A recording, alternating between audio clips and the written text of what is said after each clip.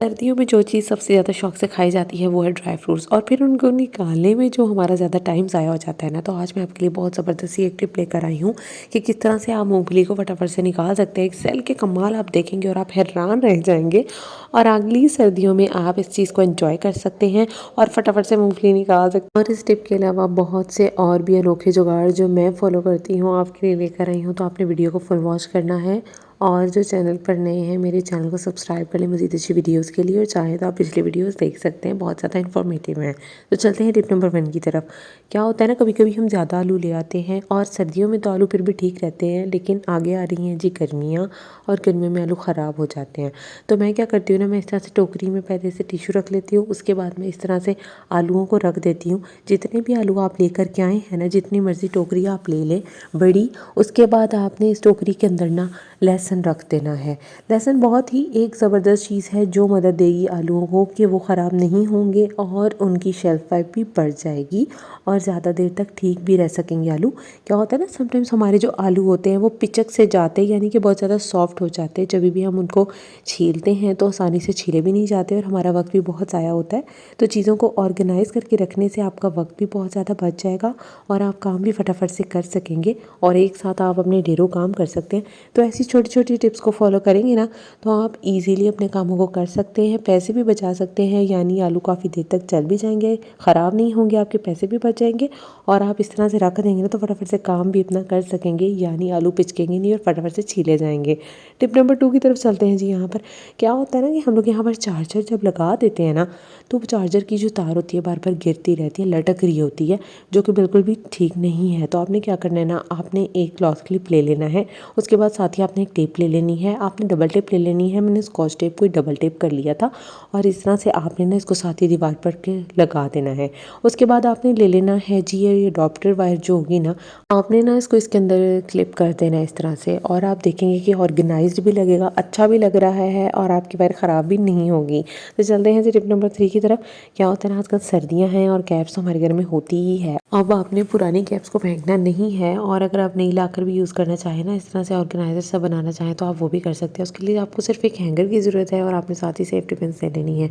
और जिस तरह से मैं स्क्रीन पर आपको दिखा रही हूँ ना, इस तरह से आपने टोपी को इस तरह से सेफ्टी पिन लगा लेनी है और उसके बाद एक परफेक्टली ऑर्गेनाइज़र बन जाएगा, क्योंकि आप इसमें अपनी चीज़ें भी ढेर सारी रख सकते हैं। चाहे तो आप इसे किचन में यूज़ कर सकते हैं, चाहे तो आप इसे अपने ड्रेसिंग टेबल के साथ यूज़ कर सकते हैं और इसमें ढेरों चीज़ें आ जाएंगी जो हमारी डेली यूज़ की होती हैं ना।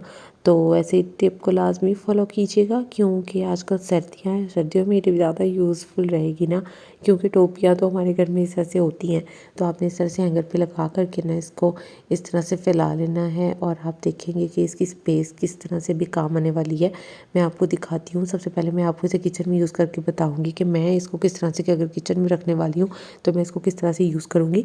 यहाँ पर मैंने ना की लगाया हुआ है और इस पर आप इस तरह से हैंगर को हैंग करके ना, तो इस कैप में जो भी हमारे किचन की चीज़ें होती है ना, डेफिनेटली हमारे पास ड्रॉर्स तो होते हैं, लेकिन ना कुछ चीज़ें ऐसी होती हैं जो हमें फटाफट से चाहिए होती हैं। तो अगर आप इस तरह से यहाँ पर रख लेंगे ना, तो जब भी आपको ज़रूरत होगी आप आराम से यहाँ से निकाल सकेंगे, ना कि आप सोचते रहेंगे कि अब दराज में ये चीज़ पड़ी है, ये चीज़ पड़ी है। वो काफ़ी ज़्यादा मेस जब हो जाती है ना, तो ये चीज़ें वो चीज़ें होती हैं जो हमें फटाफट से चाहिए होती हैं। तो आप अगर यहाँ रख लेंगे, आप इसे फ़ौरन से यूज़ कर सकते हैं। एक और जगह पे मैं आपको बताती हूँ कि मैं इसे कहाँ यूज़ कर सकती हूँ, कि मैं इसको ना अपने वैनिटी में भी यूज़ कर सकती हूँ, यानी मैं इसके लिप ग्लोस वगैरह जो भी अपने होंगे ना, बॉडी स्प्रेस वगैरह और परफ्यूम्स वगैरह, अगर मुझे डर ना हो कि ये टूट ना जाए ना, सीधा रखने वाला होता है। समटाइम्स अगर आप ऐसे ही रख दो ना तो वो खुल भी जाता है और वो गिरने का भी खतरा होता है। तो मैं क्या करती हूँ ना, इस तरह से ऑर्गेनाइज़ करके इसको रख लेती हूँ। तो ये टिप भी लाजमी फॉलो करिएगा, बहुत ही ज़बरदस्त टिप है। चलते हैं टिप नंबर 4 की तरफ। यहाँ पर क्या होता है ना कि हम लोगों ने चूड़ियाँ पहनी होती हैं और कभी तंग होती हैं, कभी तंग भी नहीं ना होती, तो भी क्या होता है, जब भी हम चूड़ियों को उतारते हैं ना तो हमारे हाथ रेड हो जाते हैं। उस रेडनेस से बचने के लिए मैं आपके लिए लेकर आई हूँ एक बहुत ही ज़बरदस्त टिप। आपने सिर्फ क्या करना है ना, आपने एक जराब ले लेनी है बारीक सी और इस तरह से चूड़ियों को ना उसके ऊपर कर लेना है। जराब मतलब कि नीचे आनी चाहिए। सेम आपने इस तरह से करना है जैसे कि मैं स्क्रीन पर कर रही हूँ और आपको बहुत ज़्यादा फ़ायदा होने वाला है। आपने इस टिप को भी लाजमी फॉलो करना है और अपने किसी ज़ख्म वगैरह हाथ पे हो जाते हैं ना, उससे आपका आराम से बचाव हो जाएगा। और फिर इस तरह से जराब ही आपने उतार लेनी है, आपकी बैंगल्स भी उतर जाएंगी और आपके हाथ भी बिल्कुल रेड नहीं होंगे। तो है ना कितनी मज़ेदार से टिप। ये देखिए आराम से ये चूड़ियाँ उतर भी गई हैं और इन्होंने कोई भी रेडनेस भी कॉज नहीं की मेरे हाथ पे और ये सब ठीक रहा है। तो ये टिप भी आपके लिए बहुत ज़्यादा यूज़फुल होगी। तो बस आपने ये एक जराब ले लेनी है और आप देख सकते हैं ना कि सर्दियों की छोटी-छोटी चीज़ों से हमारे कितने ज़्यादा काम हो जाते हैं। तो इस टिप को भी लाज़मी फ़ॉलो करिएगा। टिप नंबर 5 की तरफ चलते हैं। क्या होता है ना, हमारे सेल अक्सर हो जाते हैं ख़राब, कभी ख़राब नहीं होते लेकिन हमें लगता है वो ख़राब हो चुके हैं। तो मैं आपको बताती हूँ कि अभी फेंकने से पहले ना इन सेल्स को आप क्या करें, अगर आपके पता चल सकेगा कि आपके सेल ख़राब हैं या आपके सेल बिल्कुल ठीक है, आपने क्या करना है, आपने माचिस ले लेनी है। इस तरह से आपने ना माचिस जहाँ से हम चलाते हैं ना, आपने इस तरह से इसको अच्छे से रब करना है स्किप पे, ताकि देख लेंगे कि अगर आपके सेल सही हुए ना, आप इसके बाद जब डालेंगे ना अपने रिमोट में, तो आपके सेल अगर काम करने लग जाएंगे, इट मीन्स कि आपके जो सेल हैं वो बिल्कुल ठीक है। और स्टिल अगर आपका रिमोट नहीं वर्क करता ना, तो इट मीन्स कि आपके सेल ख़राब हो चुके हैं। यानी कि ये करने से ना आपके सेल समटाइम ज़्यादा टाइम भी निकाल जाएंगे और आपको फेंकने भी नहीं पड़ेंगे, आपके पैसों की बचत भी हो जाएगी। और ये देख सकते हैं आप किस तरह से ना, अगर कोई चीज़ इस पर लग जाए ना, तो एक शाइन सी भी आ चुकी है। तो आई होप ये टिप भी आपके लिए यूज़फुल रहेगी, क्योंकि जिस घर में बच्चे होते हैं ना, तो बच्चे ऐसे ऊटपटांग हरकतें करते हैं समटाइम्स, और कुछ ना कुछ सेल पर इस तरह से लग जाता है। ये टिप को फॉलो करने से वो चीज़ भी ख़त्म हो जाएगी और आपके सेल दोबारा से सही हो जाएंगे और ज़्यादा देर तक चलेंगे, फेंकने भी नहीं पड़ेंगे।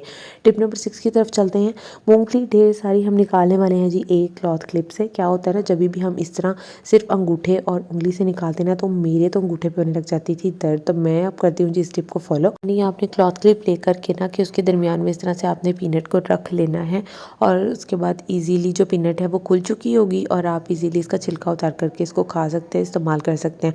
मैं आपको मज़ीद पे भी दिखाऊंगी कि इस तरह से आपने क्लॉथ क्लिप में रखना है ना, इसको इस तरह से फटाफट से खुल जाएगी और आप इसे इंजॉय कर सकते हैं।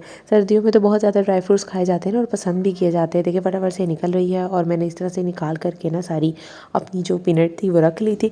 उसके बाद इसका छिलका उतारेंगे और इसे इंजॉय करेंगे। बहुत ही मज़े से खाई जाती है और जो हाथ या अंगूठा होता है ना, उंगली वगैरह, उसमें भी दर्द नहीं होती। तो जो पीनट लवर्स हैं ना, तो उनके लिए ये टिप बहुत ज़्यादा बेस्ट है और वो समझ सकते होंगे कि किस तरह से हाथ में पेन होने लग जाती है, अंगूठे में स्पेशली। तो आपने ना मुझे कमेंट सेक्शन में बताना है कि कौन सी टिप आपके लिए बहुत ज़्यादा यूज़फुल रही है और कौन सी टिप आपके लिए यूज़फुल नहीं रही, और न्यू कौन सी टिप थी। और मेरे चैनल को सब्सक्राइब करने आपने नहीं भूलना। चैनल को सब्सक्राइब करने के साथ साथ वीडियोज़ भी फुल वॉच किया करें, अदरवाइज़ आपकी सब्सक्रिप्शन का भी कोई फ़ायदा नहीं होता है। तो मिलते हैं अगली वीडियो में, तब तक के लिए जी अल्लाह हाफ़िज़।